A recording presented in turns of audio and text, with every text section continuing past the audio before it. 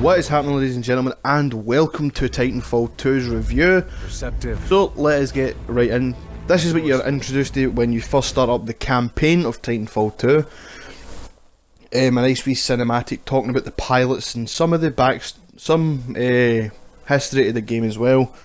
I don't want to talk about too much of the campaign. I've only recorded the first 10 minutes of the campaign. Basically when you first start up the game, this is what you're going to see. I don't want to record too much and give away too much of the story and where you go. Just so it leaves you a bit of mystery for if you do decide to purchase this game. So, the first thing that I would definitely say to Respawn is how you never done a story in the first Titanfall. Because after playing this game, it kinda bugs me a wee bit because this campaign was amazing. It felt like I was playing like the Advanced Warfare version of MW2, mainly because there's no major it doesn't go over the top explosions every 10-15 fucking minutes like every single Call of Duty that's came out recently. It's got a well refined story, a pure bonding session between you and your Titan. You start off as a rifleman, Jack Cooper, that's the name of your character, and you're being trained to be a pilot. And at some point through this you're part of a scouting team. You're scouting for this weapon the IMC are making. I think that's what your mission was, and you're discovering this new planet and the IMC are there with this secret stuff. And basically at some point through the game you get a Titan called BT. Oh, he calls himself BT, I'm not calling him, well, he calls himself something else with a lot of numbers, but I'm just calling it, he calls him BT, right, so.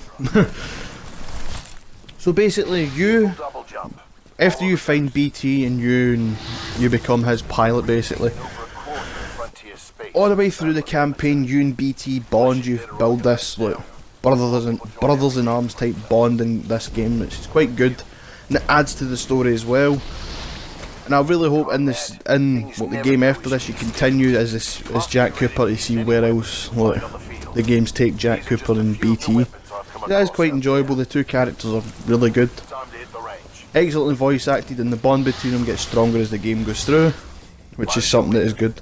The one thing that I like, a nice wee touch to this game, was the gauntlet. I know it doesn't seem like this is the gauntlet here you're seeing now. It's no the best thing, but it's no like game breaking. Every game does this type of tutorial thing, but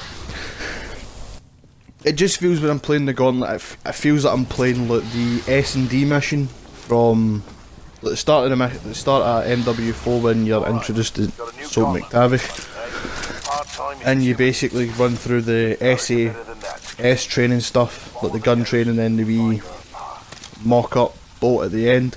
That's what this kind of feels like, and it's quite quite enjoyable because I did enjoy that mission, even though it was the first mission in MW4. But Call of Duty 4, Modern Warfare, whatever the fuck you might call it. But this mission is quite fun. You see how your speed is, and you've got a timer. So, and if you're the type of person that likes to beat times and challenging yourself and stuff like that, then this is for you, definitely. Just don't do what I did. What I'm doing right now, you can see. The campaign as well, as I was saying, the campaign's linear, but it's quite good. I mean, it's linear in a good way. The map design is extremely well done. You're no blandished into this open scenario where that's basically, you're not blandished in too much. The game gives you a good map to follow, and no good map to follow, a good level design. I'm trying to say here, it's got good level design. It's quite fun. It incubates your parkour, wall running, your double jumping, stuff like that to help you get an edge in fighting and stuff like that. Weapons as well. There's a fucking shit ton of guns in this game, far more than there was in the first one. And the DLC for this game is absolutely free. I will talk about that in the multiplayer. But definitely this game is fun and enjoyable. I was running the gauntlet to try and see if I could beat my shitty time, but that wasn't happening. But I definitely, your campaign is good in this game. It's well well designed. There's also speech options in this game that help you. It basically adds a bit more layer to the game, so your guy isn't just a mute that just sits there and becomes an ignorant bastard over time. So it definitely is. See, you've got 2 speech options. I don't know if that merits a second playthrough, but if you want to hear what the guys say, if you choose the other option, then obviously you can play through the game and show that. But honestly, Titanfall 2's campaign is really well done. I hope they continue this for... I hope Titanfall becomes a good series of games. Well, it is a good series to start off with.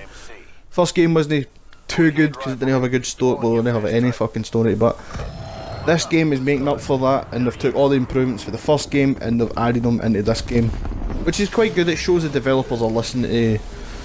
Alright, Rifleman, sounds like it's about to... It shows the developers are listening to their fan base and their community, which is always a good thing. Unlike their counterparts. We all know who they are. But definitely, if you're the type of person that enjoys kind of the Modern Warfare style campaign, then this campaign is for you. No. The one thing it's good as well is Titans. There is other pilots in this game. No player pilots, I mean to say. AI pilots, and they're quite good at the fact that they've made them a bit more of a champ. You don't face them on foot, unfortunately. You mainly face them in their Titans, which is... it's good, but it's not the best. Mainly because I'd like to have done some pilot action. They're quite funny. But you fight them in your Titan and they act as like mini boss fights, and that's quite good. You don't see very many boss fights like that nowadays. But I definitely, the game is fun. You're about to see my major cock up in a minute in the campaign. The first fucking 2 seconds I jump in.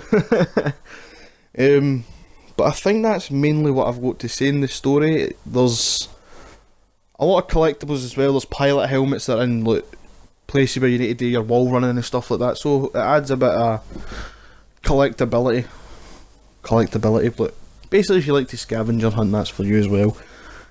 So I'm going to get a wee bit started on the multiplayer now, because I didn't think talk about the campaign would take me a whole 7 minutes.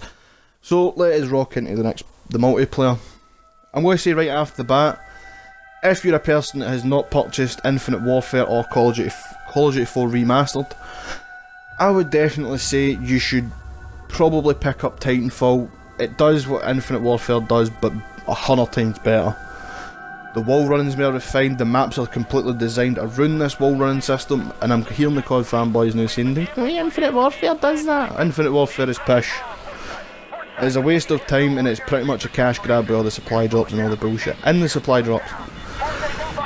This game's multiplayer has no supply drops. The only thing you can buy is Titan armor. You know what I mean? I mean, there's different chassis types to Titans, and you can buy them, right? I would prefer if you unlock them, but you buy them, right? But it helps as well because the DLC for this game, as I said earlier in the video, is free.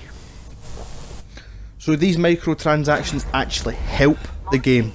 You buying the game and purchasing these microtransactions help the game develop more DLC, possibly develop new Titans in the DLC, new weapons, stuff like that. The one thing I feel that hurt this game was it released between Battlefield 1 and Infinite Warfare, which is something that EA should have thought of. Now I think EA should give this game some credit because the game is well done. It's kind of like a hidden wee gem with that bad release schedule. The one thing should definitely happen is EA should market this the same as it does like Battlefield and Battlefront. Battlefront's only had one game, but you know what I mean. Because this EA could be your next money maker. This could be up there with Battlefield for your money. So I would definitely show this game some love, EA. Definitely. Because we're all showing it love. Blam, anyway. But as I said, the multiplayer is quite good. Your game modes for the first game are there, like your Titan Hunt, no, Last Titan Standing, Pilot versus Pilot, Attrition, and there was another game as well. I think it's Pilot, I think it's something else. I forgot it. Oh, I think, no, it's attrition, it's basically team, right. So as I was saying, good game modes are there for the last game. Some of the weapons for the first game have made it back, like the first assault rifle you get, the rocket launcher, the magnet grenade launcher and stuff like that, so that's quite good. One thing that I like about this game is the fact that you need to unlock your Titan by getting kills, playing the objective and stuff like that. The more score you build up and the more kills you get and the more well you do in the game, it unlocks your Titan faster. Same thing for your cores. I think there's about 4 or 5 Titans in this game. Ion, Scorch, Brute, no, Tone, Ronin and Legion, and there's a few other ones I think. And each of them have their own gameplay style. This one here's Ion, and there's a lot of new takedown animations that look fucking amazing, like you just seen there. Angel City's back as well. They've made Angel City for this map. That was a good map on Titanfall 1. Definitely glad that that's back. And the game's well balanced as well. Nobody really camps in corners, which is amazing. That's something that I personally don't like about Call of Duty. The camping in the corners and stuff like that. Attrition is fun. And I've not played any of the other game ones. I'm mainly an attrition guy because I'm a shite bag. But I think that's all I've got for Titanfall 2, ladies and gentlemen. If I were to get to a score, I would give it a reasonable 8 out of 10. Just for the fact that it was a really enjoyable game, solid graphics, voice acting, all that other good stuff. I'm going to cut the video here, so thank you so much for watching. Don't forget to share, subscribe and all that good stuff. I hope you all have a good day, and I'll see you all in the next video.